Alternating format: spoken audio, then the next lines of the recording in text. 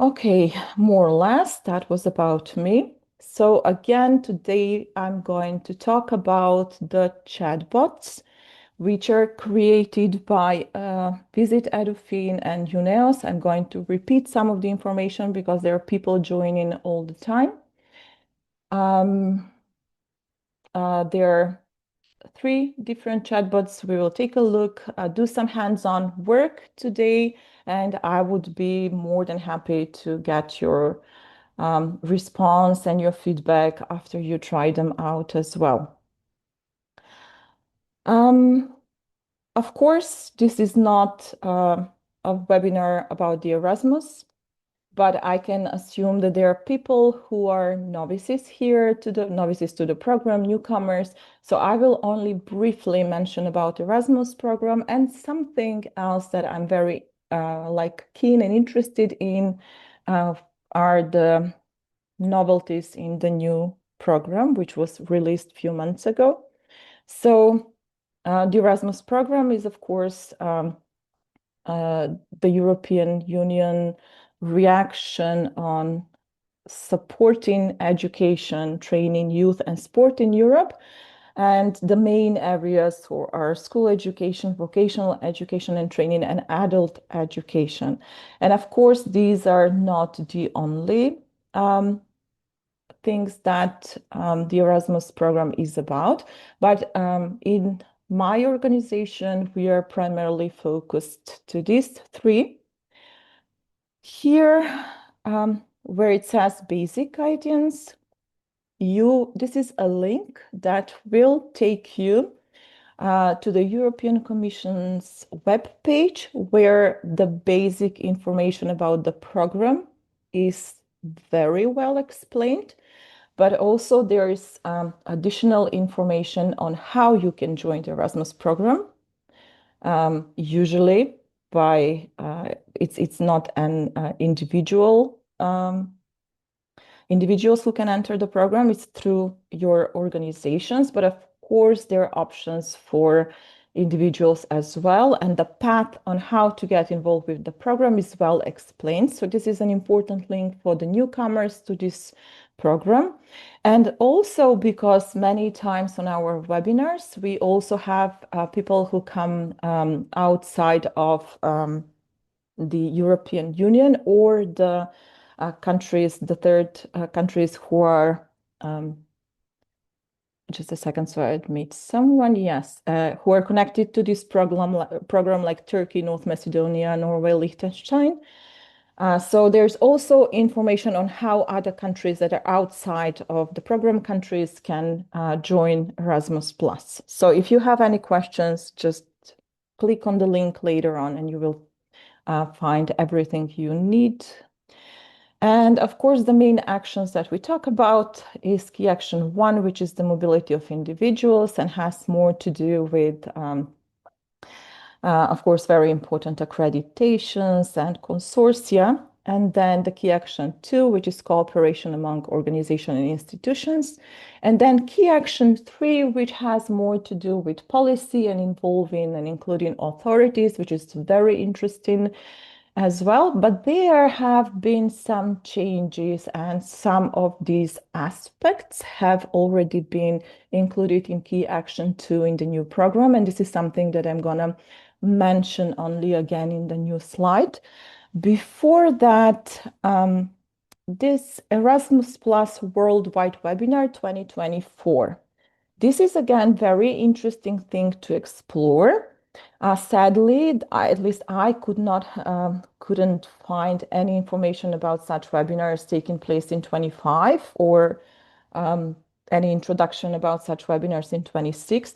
But here you will find more information about all opportunities that are provided by the Erasmus program, like for instance, for higher education and so on and so on. So if you're interested, you can go to the link and take a look. These webinars on different topics and different opportunities are recorded, so you can watch them as well. And of course, again, especially for the newcomers, very important link to the new 2026 program. Okay, and what is new? Well, not only this, there are a few new things in the program, but I find this very interesting, especially when we talk about school education. And this is the new action in K2. This is KA 240, and this is European Partnership for School Development. And I intentionally mentioned this because later when I present the chatbots, I have opted to present the chatbot who provides support for this application. So again, very briefly, what is this about? It's more to do with school policy or making like very deep in breadth changes in school education.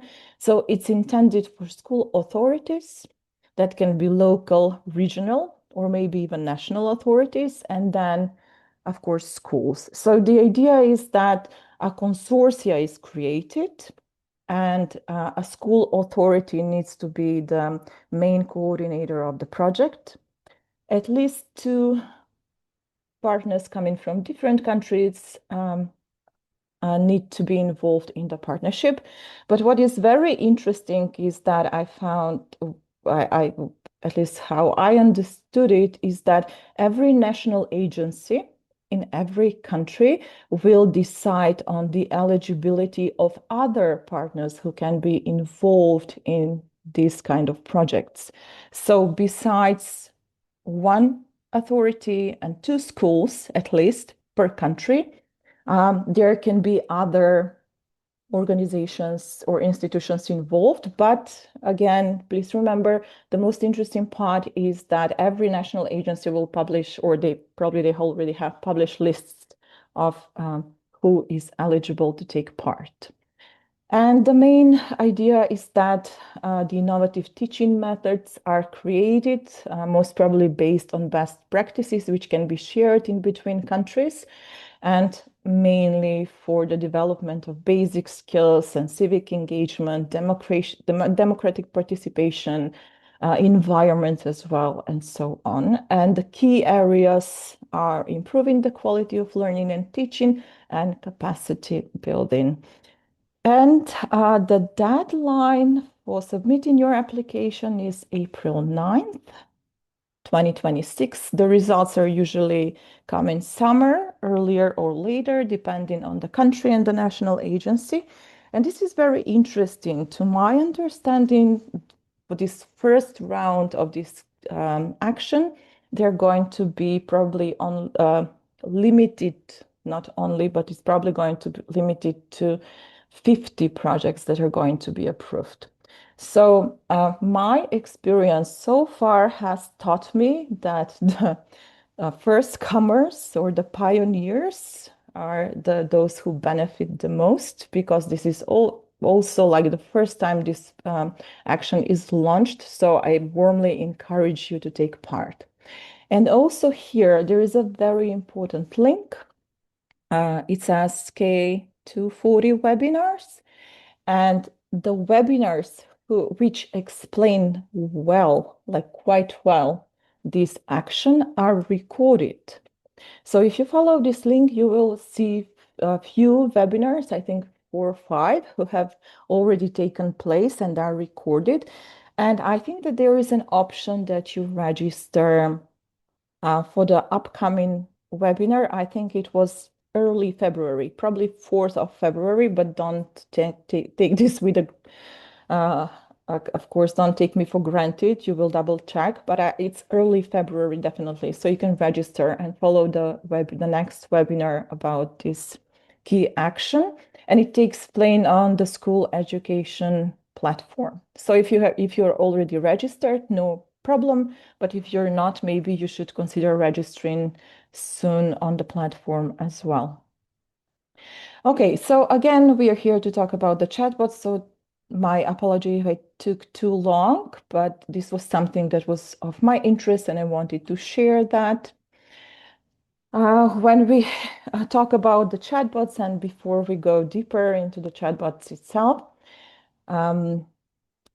let's again recap and remember that these key actions are the backbone of the of the projects. They guide how school and teachers and our organization collaborate, learn and innovate together.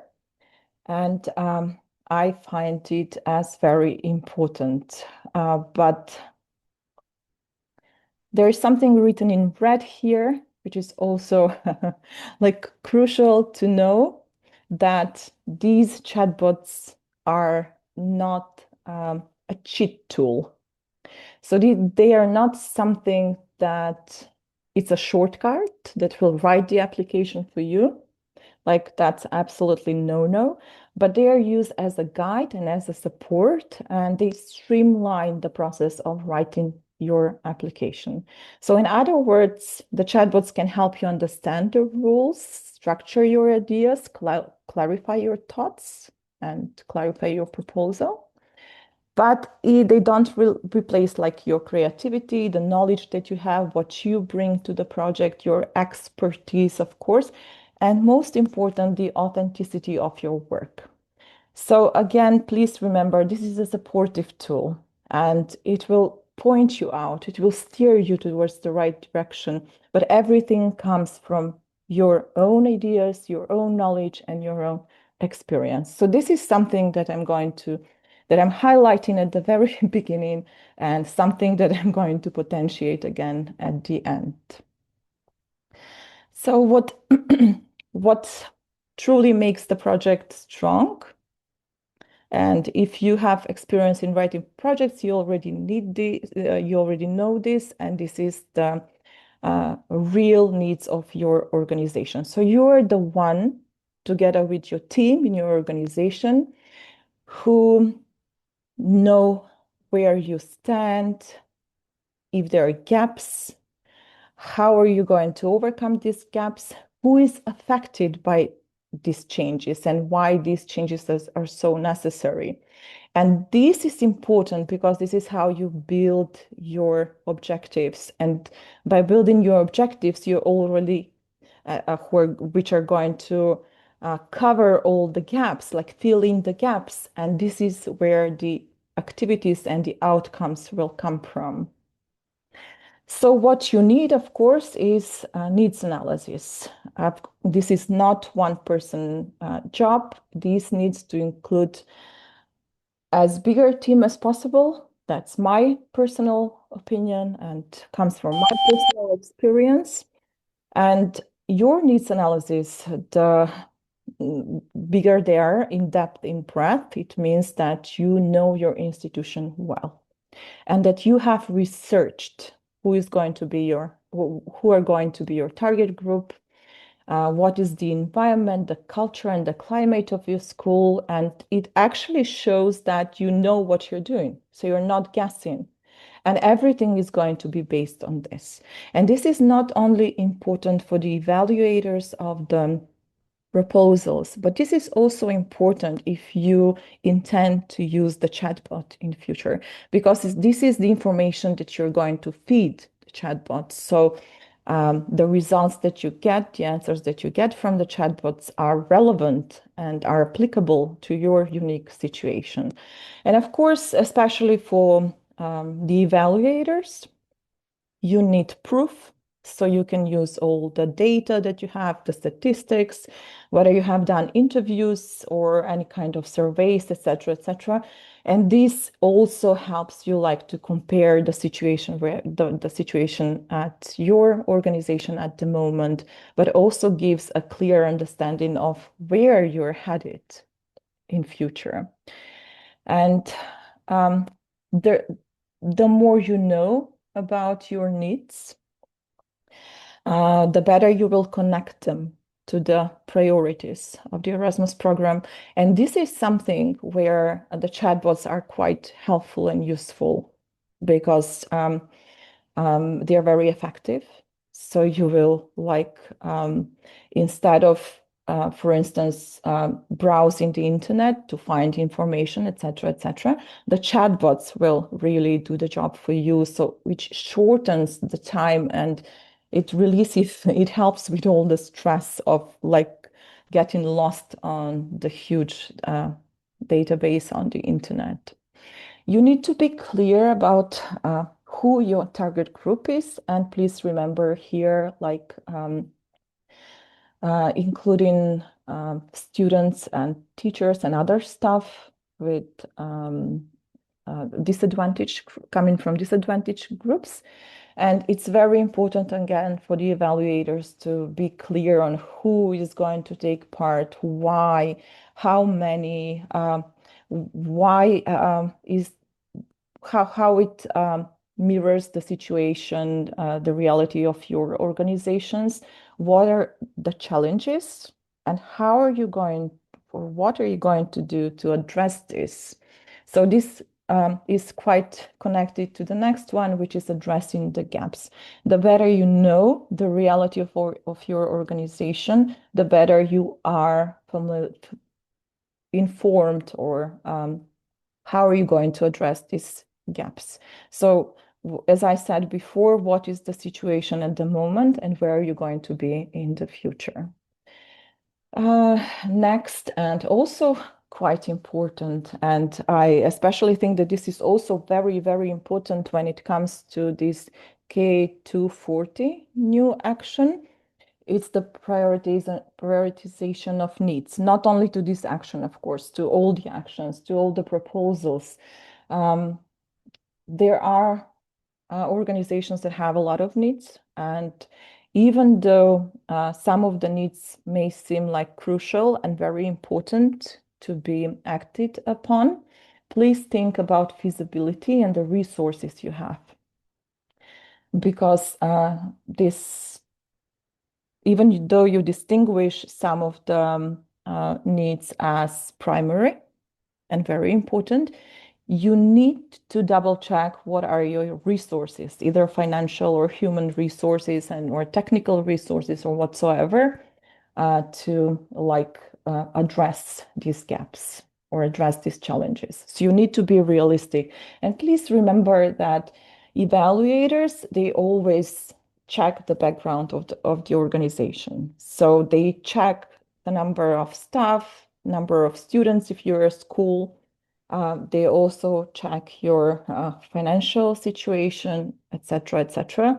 So you cannot, it's really not realistic if your teachers are, let's say, not good at digitalization because of, let's say that your ICT resources are really scarce. It doesn't, and you're a small school with 5 teachers, it's impossible to send like 4 out of 5 teachers on a digital course. Like that makes no sense. So please be careful about this. But I mentioned the new action, and why I find it interesting, because it gives a lot of freedom to the authorities, which are going to lead this consortia, to also financially help. And this is really good. I find this very positive, because at the beginning of the Erasmus program, there was no way for let's say outside financing to the program, but this has opened now. Even in K1, like a few years ago, this is okay, this is fine, as long as you really make sure that in no way you hurt people who belong to disadvantaged groups. So this balance need to be really there. And of course, about the impact and sustainability, evaluators always ask, is your project going to lead to some lasting change? And is it going to be sustainable? Is it going to continue beyond the funding? And this is really valuable to them, because you don't just need results, but you also need to show what is the impact of these results. And the more sustainable in future these results are, with least possible resources used, that brings a lot of value. And not to mention inclusivity. and including people from disadvantaged groups. This has become a must nowadays in every proposal in Erasmus+. Okay, and now that we know what is a strong application, actually what you need to bring to your application to make it strong, let's clarify what the chatbot is and what the chatbot is not. I said before that, oops, sorry. I said before that the chatbot is not going to write the application for you. It's not a cheating tool, like not at all. It helps you structure your ideas clearly, and it can align them better with the priorities of the Erasmus program, something and the objectives, something that I mentioned before as well. It makes it easier to read and understand, so it improves clarity of your project, and it really helps with regarding questions that you might have about budget and funding. And this is sometimes very complex, especially for people for newcomers to the program. And I really like personally, I really like this part about improving clarity, because I use these chatbots quite often because of this. Because no matter how good my English is, or even my mother tongue, sometimes when we write sentences, it's very clear to us what we are writing about, but it doesn't necessarily mean that it's clear to the reader, especially to the evaluators. And I find the chatbots are very helpful and useful here. Not only the chatbots that I'm talking about today, but also ChatGPT. So what I do, if I write, let's say, a paragraph about something, I always double check whether how do you understand what I've written? What am I trying to say? Like briefly, simply, and shortly.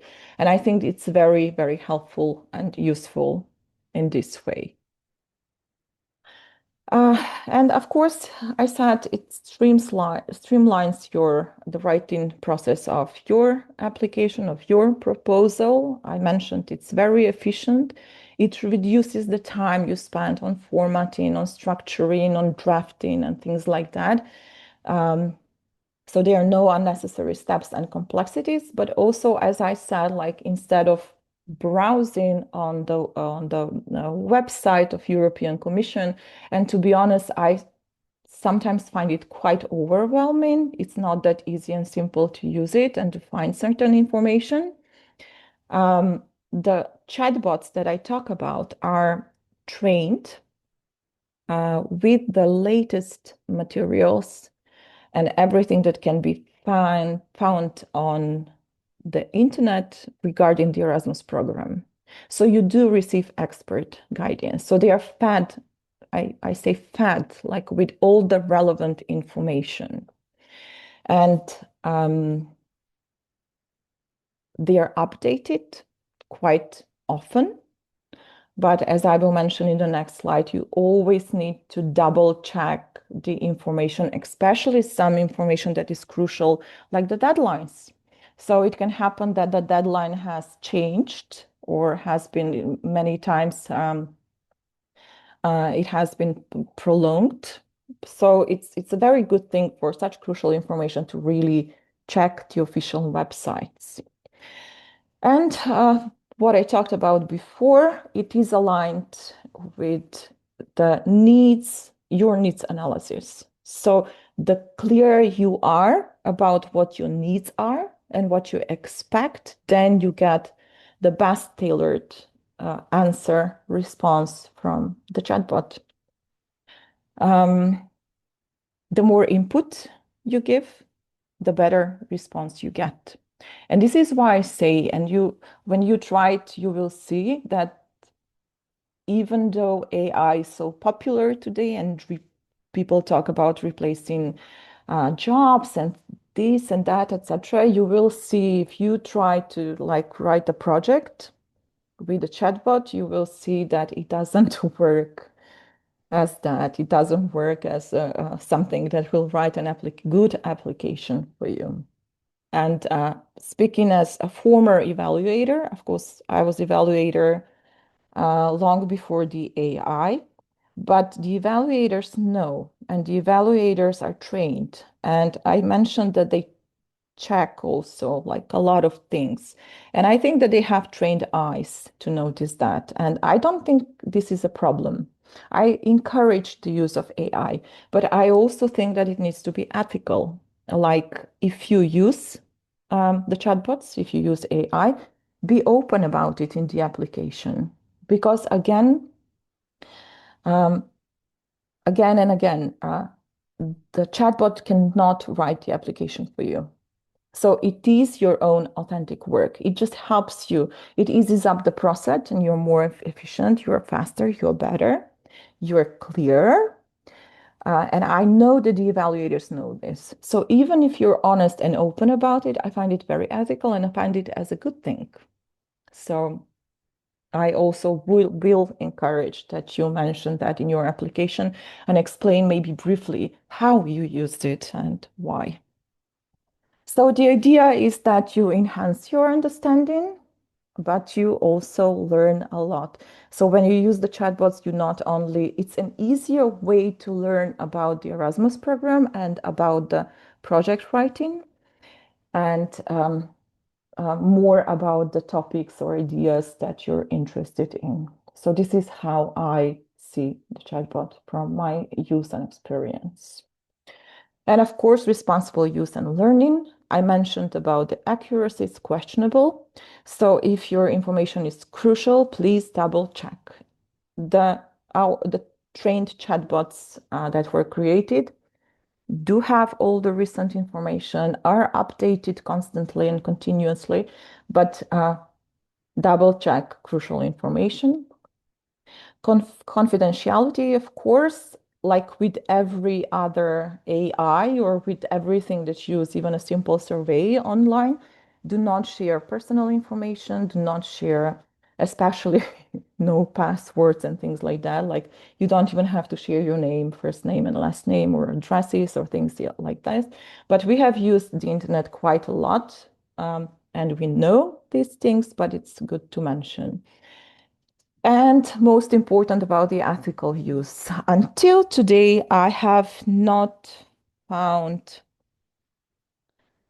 any official document about, I'm just going to let someone in, any official document about the ethical use of AI in project writing, but that's me. Maybe you know better.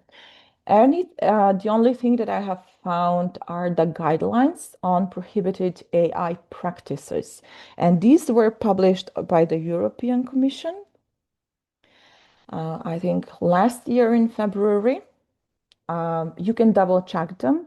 You can take a look, but they are not, they're like very general and they're not restricting. They're not going to restrict anyone in any way, but they give a lot of information on the safe use of AI and how companies who do use chatbots should process the information and how they should inform the users of the chatbot prior to the use. So before you use the chatbot, please try to find information on what is happening with the information that you provide to the chatbot. So this is very important. So again, these are not like restricting in any way, but yeah. And they are not, again, about the Erasmus Plus, but they might be useful. So you can take a look. Okay, and as I said before, Visit Edufin and Uneos have 3 different chatbots. I will show them to you and you can use them we can have a hands-on session and write a bit about your experience. But prior to that, like how do you, a few tips on how to use the chatbot in a better way or more productive way. So this is also if you have for people who are newcomers to AI as well, like this might be of greater importance than for people who already used AI quite a lot. You know that if you're not good at writing prompts, you have to be really specific when you communicate with the chatbot. And I will show you later one example that I used during these webinars, because we have this webinar, like the very same webinar, updated, of course, but for the last few years. So when you, for instance, want to send your teachers to a digitalization course, like you can ask what is a good course to send my teachers to, but that's like very general. And probably the countries that will come up will be first Estonia, then maybe Finland, and so on and so on, and the Netherlands, and so on and so on, in that order.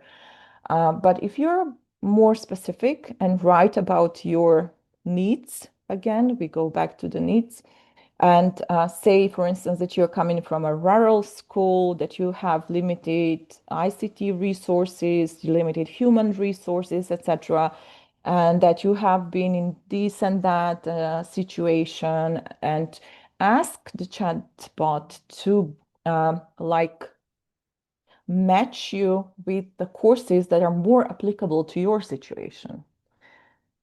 So you will then receive not the top 5 countries that are good in where you can benchmark like digitalization, but maybe the next 5 countries that like connect to your situation better or to your reality better. Don't be afraid to ask follow-up questions and give feedback. Like if you're not satisfied with the answer, clearly say that. Or let's say that you have, for instance, not mentioned that you come from, let's say, Romania, and it shows Romania as an answer. Just tell the chatbot.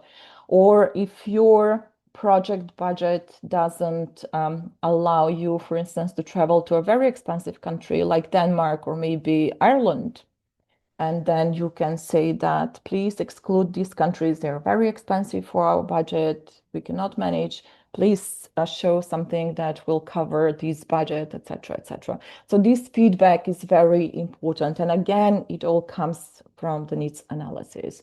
And this brings me to the thinking that it's always better to use a bigger team, or at least people who have more experience within your company, within your organization, and they know what the situation, what the reality is. If you want it to work faster and be clear and not to get it confused, then it's a very good idea to use keywords. So get yourself familiar with the keywords that are used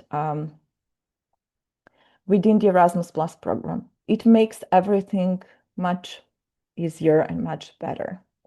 And of course, like with every AI and ChatGPT as well, it can get stuck, it can get confused. Sometimes it searches for the information for a very long time.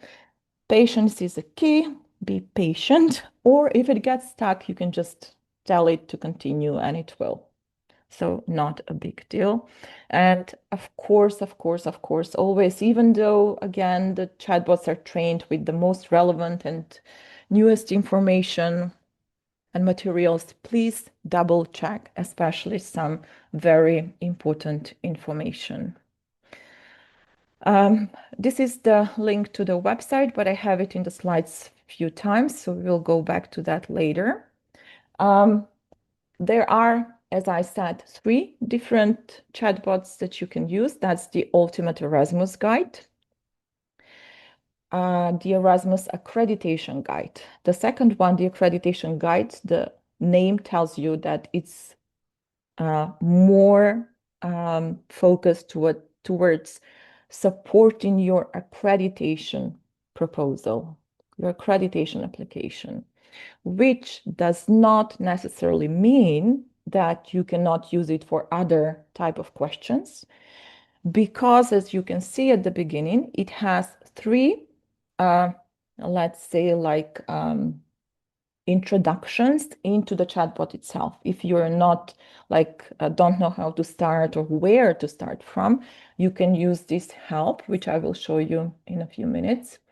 So you have in each chatbot, you have like 3 different parts. The first part is about questions and answers.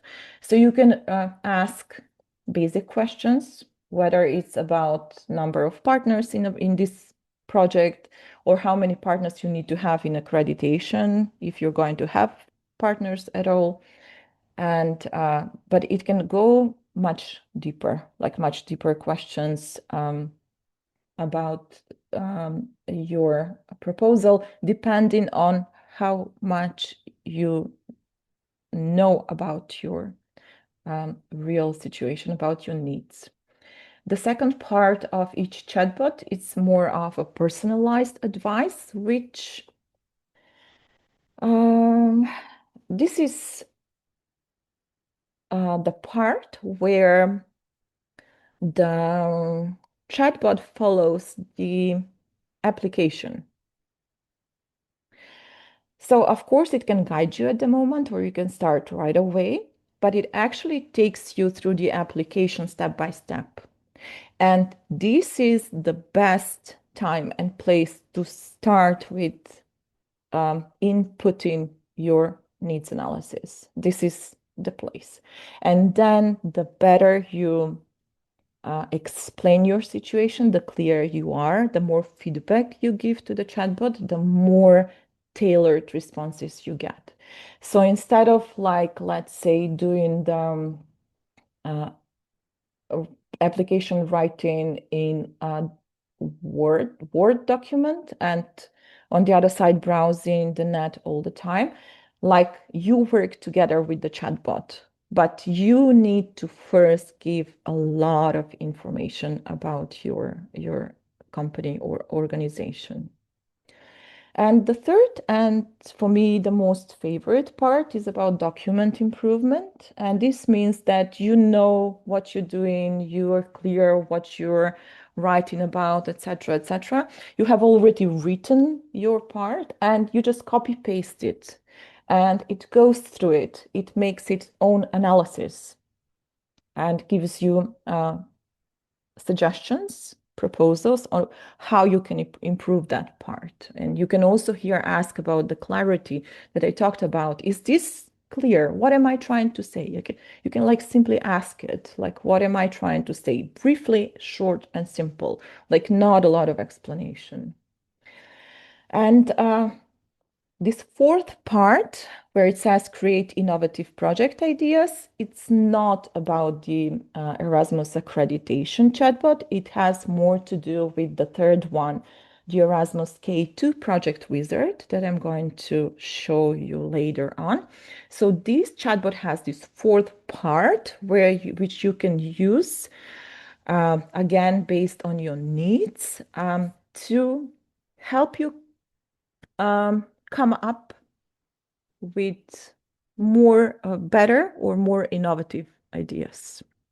And this is again streamlining, because of instead of like what I used to do before is go to the Erasmus results platform and go through all the like many of the projects that are there to try to find something that I can build upon, or something that has been already done and I would like to like not repeat the very same projects. And that's a lot of work, a lot of work.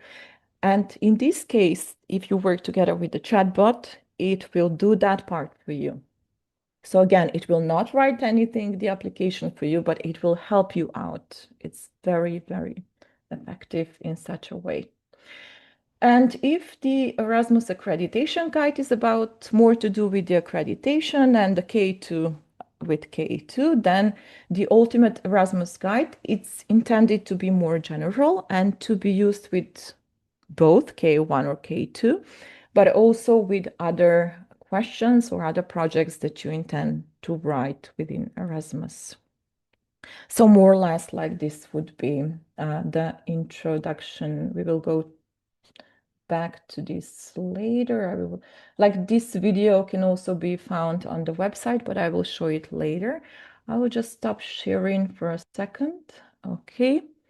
And share again, because I don't think that, yes, I will share the screen. So I can go to the link. Okay. So this is UNEOS's website. You can find the chatbots, like you can look for the courses here, locations where the courses take place, etc. It's other information, everything that you want to know about UNEOS. But if you go to Erasmus Plus and click on how to apply,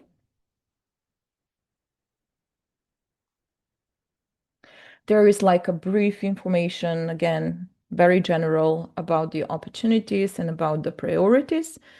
There are a couple of videos that I have recorded from the prior webinars, which is the same webinar, but this time it's a bit updated. And you will have the recording for those who came late to know. And here are the three chatbots. So you have the Ultimate Erasmus Guide. And again, I will only mention that this is more general chatbot, and you can use it for other actions, other calls, or to ask questions. Then you have the K2 Project Wizard that we are going to check out really just in a second. And then you have the accreditation guide. And this one again has more to do with supporting the process of writing your accreditation application. So let's go back to the Project Wizard K2. Here you can watch the video, which I will, if we have time, I will play it later, but I don't think we'll have time. Here are the few things that I mentioned on how to have a fruitful interaction with the chatbot. You can read again. A real good support on how, or introduction, let's put it that way, how to get into conversation with the chatbot. And here are some example questions to initiate the conversation. And these are really good and really interesting. And if you do not really know how to start the conversation, you can go through these and read a bit. You might find them useful, whether it's about troubleshooting, about finances and things like that, or project implementation and so on. So this is something that can help you out to start. So here with the K2, you can see that there are also three different chatbots. One has more to do with the short-term applications, that's KA210, cooperation partnerships, and this is the new call, new action, not call, sorry, new action. Let's take a look. This is what it looks like. So this is K240 Project Wizard. It greets you, of course, tells you what it is. And here you have four alternatives, four options, which I mentioned before. So you can ask questions about the application. Again, it can be a very simple question like, how do you register an organization for Erasmus Plus? How do you get your which documents do you need? How do you get your codes, etc., etc.? Like, or something like very, very deep. Let's try out what I said before. One thing that you need to know about the AI, when using AI, if you're using the same AI and if you ask it the same questions, you will probably get different responses. So this is something also to do with reliability, which I did not mention before. So sometimes it's better to double check some information. So here it greets you, and if you have no idea how to get involved into initiate a conversation, how to get started, it gives you sample questions like the eligibility criteria for this new application. What I mentioned, like very simple, how do you register your organization? How many partners are in this new action? How are the partnerships formed, and so on and so on. But let's say something that I mentioned before, like I would really like to ask, I would like, not I, but let's say we would like to send our teachers to a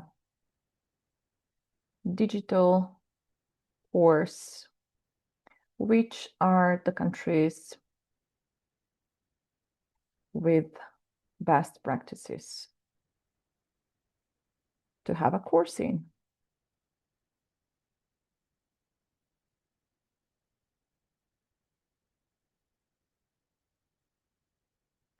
Okay, so with the strong best practices, Finland, Estonia, it's usually the other way around, but okay. Denmark, Germany, the Netherlands. So this is something that you already know, but let's be more specific. Let's say that, and this is also giving feedback, our school is a rural school with limited human and ICT resources. Please like, share, or please suggest countries with best practices similar to our reality. Let's see what it says.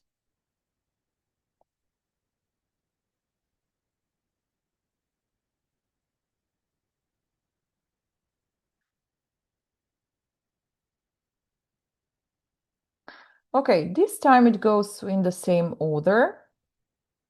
Ireland is something that was not mentioned before, and Portugal. Usually when I do this, it first goes with Portugal and Ireland and explains why, and then goes with Estonia and Finland. But if you're even more specific, like what I mentioned before, if you give more information that your budget is limited, that Finland and Estonia and Ireland might be very expensive for you, then it will like filter the information even more. But you can see that now the responses have changed, and it explains why. Okay. And Estonia, by the way, it's a good example because I remember that in the PISA results, now it's first, but if you read more about PISA, Estonia is ranked between the countries who have least input, financial input in education, but have the most results. So this is the logic why Estonia is also mentioned. So you do not need a lot of resources to improve, and they have the best practices on how to do that. Okay, let's try the second one, the second option. So help in creating the perfect application. And again, here, this part follows the application. So the better input you give to the chatbot, as I mentioned before, the more tailored and better response you get. So this is really, really important when you start writing your application, that you have thorough analysis of the reality of your school. So it gives you examples. When it starts with every question from the application, it will give you suggestions on what to write. But again, when you input your analysis and when you provide feedback and ask follow-up questions, it refines in a much better way. Okay, and then, so there is not like really much more to say about this part.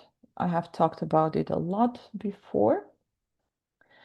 And the third part is about improving the application. And this is the part where I said that if you have already written something and you are ready to go, it says copy and paste section of your application.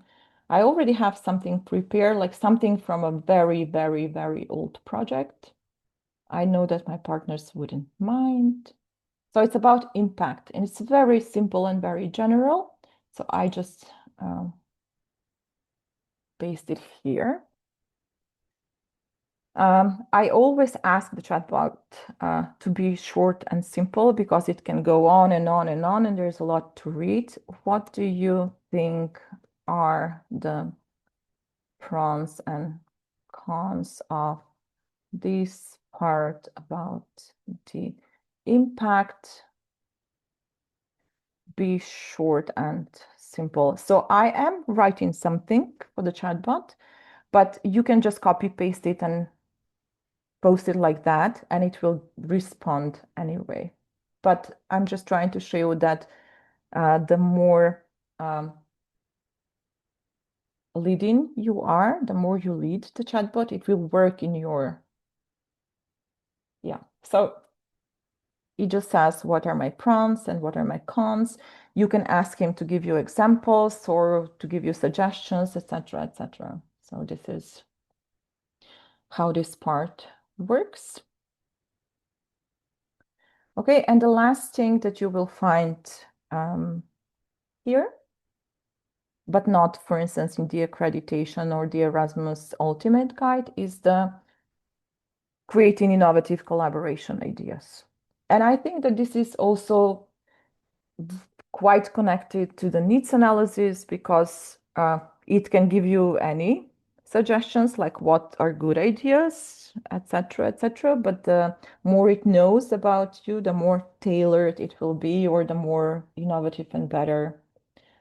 So it suggests that, for instance, it can be green schools across borders. It talks about the objective and implementation. And even if you like some of these suggestions, you can refine them, like make them work in your benefit. When you give, again, feedback questions, or you give follow-up questions and you give feedback. So number one is about green technology, digital storytelling, STEAM labs without borders, etc., etc. Yeah, okay. So this is the latest chatbot, but again, as I said, you have many options depending on your preferences of what you're going to write about. I'm going to go back to the application. I'm going to play the video really briefly. Probably the sound won't play because I didn't opt for the option, but it's irrelevant. It's like just some annoying music. But please take a look at the video very briefly, and then we can see hands on.